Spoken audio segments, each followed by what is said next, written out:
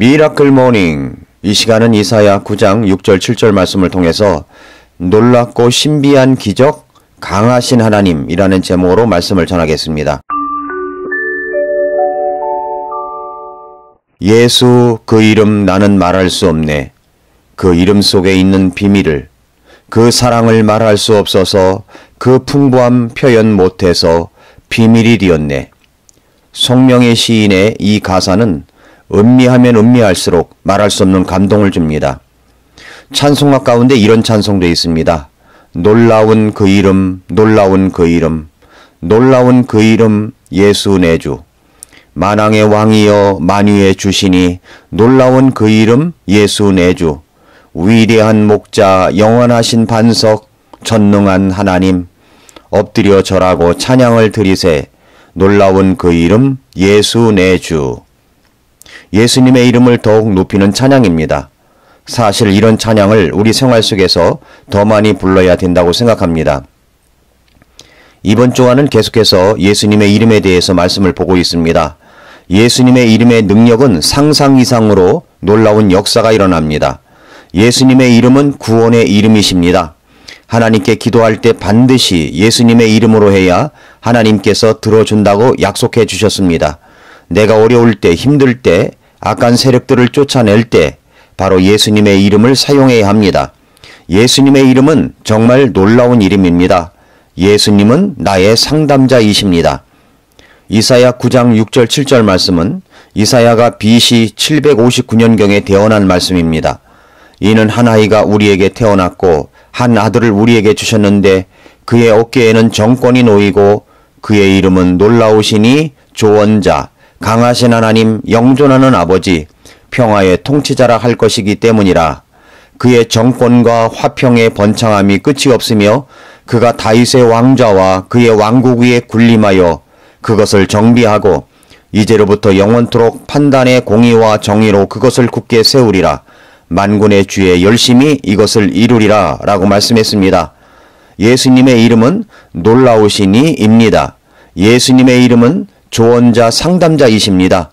오늘 말씀은 예수님의 이름은 강하신 하나님이십니다.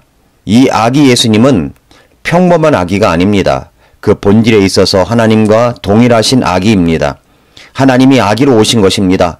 이 얼마나 놀랍고 신비한 기적입니까? 세상 사람들은 이 엄청난 역설을 이해하지 못합니다.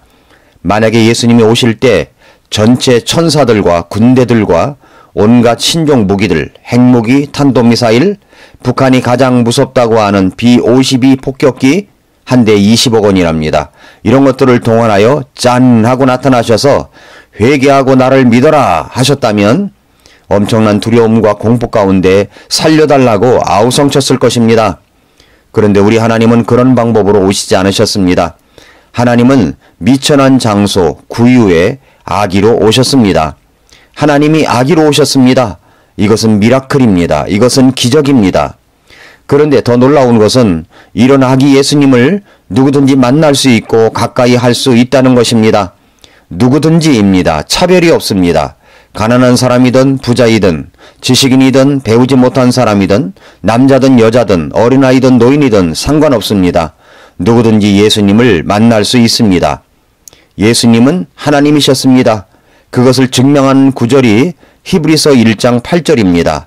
아들에게는 이르시기를 오 하나님이여 주의 왕자는 영원 무궁하오며 주의 왕국의 홀은 의의 홀이니이다 라고 했습니다. 아들에게 말하기를 오 하나님이여 라고 한 것입니다. 또 요한복음 1장 18절에서도 아무도 어느 때나 하나님을 보지 못하였으되 아버지 품속에 계신 독생자께서 그분을 밝히 드러내셨느니라 라고 하셨습니다. 아기 예수님은 하나님이셨습니다.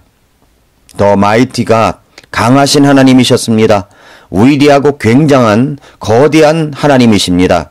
이 하나님이 인간의 모습으로 아기로 오신 것입니다. 이보다 더 놀라운 기적은 없습니다. 예수님은 나사렛이라는 동네에서 성장하셨습니다. 그 성장하시는 모습을 이렇게 말씀하십니다. 제가 아이들을 위해서 기도할 때마다 인용하는 성경 구절인데 누가복음 2장 52절입니다. 예수님께서는 지혜와 키가 자라며 하나님과 사람에게 더욱 호의를 입으시더라. 예수님은 우리와 똑같은 성장 과정을 겪으셨습니다. 때로는 피곤도 하셨고 때로는 쉬실 필요도 있으셨습니다. 마음이 아파하는 사람들과 함께 슬퍼하기도 하셨으며 눈물을 흘리기도 하셨습니다. 그래서 히브리서 2장에서는 예수님이 천사보다도 낮아지신 이유에 대해서 말씀하고 있습니다. 히브리서 2장 6절부터 9절에 보면 그러나 한 사람이 어떤 곳에서 증언하여 이르되 사람이 무엇이기에 주께서 그를 깊이 생각하시나이까? 사람의 아들이 무엇이기에 주께서 그를 찾아오시나이까? 주께서 그를 천사들보다 조금 낮게 만드시고 그에게 영광과 존귀로 관을 씌우시며 그를 주의 손으로 지으신 것들 위에 세우시고 모든 것을 그의 발 아래 두어 복종하게 하셨나이다 하였으니 그분께서 모든 것을 그의 아래 두어 복종하게 하셨은즉 그의 아래 두지 아니하신 것이 하나도 없도다. 그러나 지금 우리는 아직 모든 것이 그의 아래 놓인 것을 보지 못하고 다만 예수님을 보노라. 그분께서 죽음의 고난을 당하시려고 천사들보다도 조금 낮게 되셨다가 영광과 존귀로 관을 쓰신 것은 하나님의 은혜로 말미암아 모든 사람을 위하여 죽음을 맛보려 하심이라 라고 하셨습니다. 왜 그렇게 천사보다 낮아지신 것입니까? 모든 사람을 위하여, 여러분과 저를 위하여 죽음을 맛보려 하셨기 때문입니다. 또 히브리서 2장 16절부터 18절에서도 진실로 그분께서는 자기 위에 천사들의 본성을 취하지 아니하시고 자기 위에 아브라함의 씨를 취하셨도다. 그러므로 모든 일에서 그분께서 자기 형제들과 같게 될 필요가 있었으니 이것은 그분께서 하나님께 속한 일들에서 긍휼 많고 신실하신 대제사장이 되사 백성의 죄들로 인해 화해를 이루려 하심이라. 그분께서 친히 시험을 받아 고난을 당하셨은즉 시험받는 자들을 능히 구조하실 수 있느니라 라고 하셨습니다. 그렇습니다. 하나님이셨던 예수님이 아기 예수님으로 오셔서 인간들과 똑같이 성장 과정을 겪으시면서 천사보다 낮게 되신 이유는 그분께서 친히 시험을 받아 고난을 당하셨기 때문에 시험받는 자들을 능히 구조하시며 도우시기 위함이었습니다. 그래서 히브리서 4장 15, 16절에서도 우리에게 계신 대제사장은 우리의 연약함의 감정을 몸소 느끼지 못하시는 분이 아니요 모든 점에서 우리와 똑같이 시험을 받으셨으되 죄는 없으신 분이시니라. 그러므로 우리가 긍휼을 얻고 필요한 때에 도우시는 은혜를 얻기 위해 은혜의 왕좌로 담대히 갈 것이니라 라고 하셨습니다. 예수님은 아기 때부터 사람들이 겪는 모든 고난과 고통, 시험과 아픔을 다 겪으신 분이십니다. 그래서 우리의 연약함의 감정을 몸소 느끼시는 분이십니다. 우리와 똑같이 시험도 받으셨습니다. 그러나 다만 예수님은 죄는 없으신 분이십니다. 사랑하는 애청자 여러분, 오늘 말씀을 통해서 우리가 해야 할 행동이 무엇입니까? 첫째로 하나님이 예수님으로 오셨다는 이 기적 앞에 겸손하게 엎드려야 합니다. 예수님이 이런 모습을 모르고 입으로는 기쁘다 구주 오셨네를 말하면서 마치 산타 수준으로밖에 취급하지 않는 현대인들의 얄팍한 모습은 무례하기 짝이 없는 것입니다. 전능하신 하나님, 위대하신 하나님, 강하신 하나님께서 아기 예수님으로 오셨습니다. 십자가에서 내 죄를 담당하시며 죽으셨습니다. 그리고 그 예수님은 3일 만에 부활하셨습니다. 그러므로 우리는 두려움과 떨림으로 하나님 앞에 내 죄를 회개하고 그 예수님을 구주와 주님으로 영접해야 합니다. 그리고 이 예수님 앞에 경배와 찬양을 드려야 하지 않겠습니까? 둘째로 하나님이 아기 예수님으로 오셔서 인간과 똑같이 성장 과정의 고통과 연약함을 몸소 가셨던 그 예수님께 우리는 긍휼을 얻고 필요한 때에 도우시는 은혜를 얻기 위해 은혜의 왕좌 앞으로 담대히 나아가야 합니다. 한 해가 며칠 남지 않았습니다. 돌아보면 부족한 투성이입니다.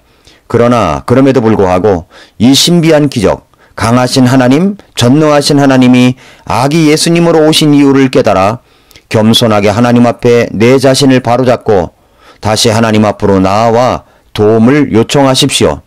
주님은 우리 연약함의 감정을 느끼지 못하시는 분이 아닙니다. 우리와 똑같이 시험을 받으셨던 분이십니다. 그러므로 주님 앞에 다시 나아가십시오. 그리고 다시 시작하시기를 바랍니다. 사랑하는 성도 여러분, 애청자 여러분, 이제 한 해의 며칠 남지 않은 때입니다. 이번 주일은 2018년도에 드리는 마지막 주일 예배가 될 것입니다. 우리 모두 마음의 옷깃을 여미고 바른 복장을 갖추고 우리 하나님 앞에 정성스런 예배를 드릴 수 있기를 바랍니다. 모든 가족들이 함께 하시기를 바랍니다. 마지막 주일을 의미 있는 주일로 보내실 수 있기를 바랍니다. 그리하여 하나님 말씀을 통해서 우리 자신을 새롭게 각성하고 새해를 맞이하는 모든 여러분들이 될 수 있기를 축복합니다. 오늘도 미라클 모닝입니다.